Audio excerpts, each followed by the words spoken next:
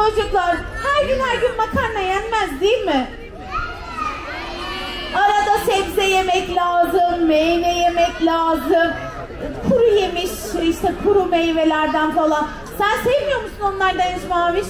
Sevmiyor musun? Ben her şeyi yiyorum. Ondan bu göbeğin bu kadar. Bir de şu Tuğba'nın şeylerini yiyorsun de, pastalarını, tatlılarını. Aman Allah'ım, onlara ben de dayanamıyorum. Hele tarçınlı kurabiyelere hiç dayanamıyorum. Harika şeyler yapıyor. Bayım, acıktım iyice. Tamam, acıkma. Biz hemen çocuklarla bir başlayalım. Çocuklar, sizler yemeklerinizi yediniz mi? Her gün sütler içiliyor mu? Harikasınız. Dişler fırçalanıyor mu? Vallahi süpersiniz. Anneler babalar üzülüyor mu? Evet, bir tanesi oradan bak. Evet. Hadi bakalım deneyelim. 1. Ama annemden böyle işte duyamıyorum. Ama duymamış, ben de duymadım. Çok az bu alkışlar.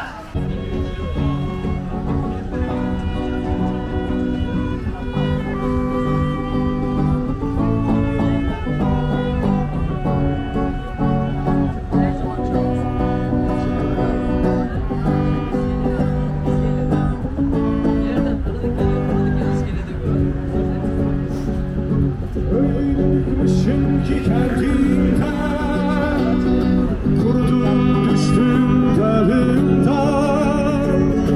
Öyle bıkmışım ki kendimden kurudum düştüm dalımdan. Sanki ruhum çıktı canımdan. Sen benden gittin gidelim.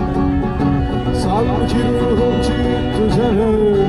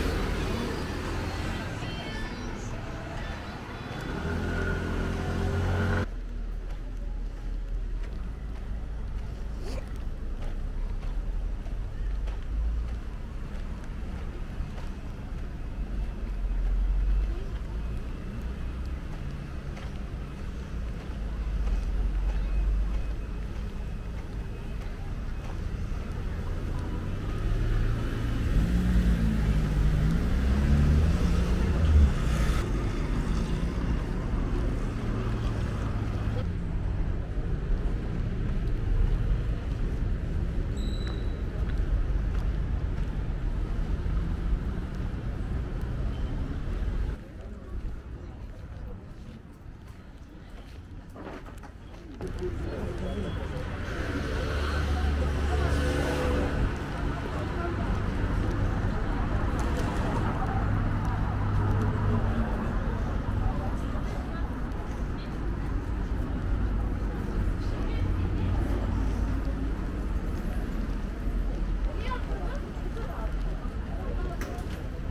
sadece şu kitapta bir götürmeyi yaptım. O kadar.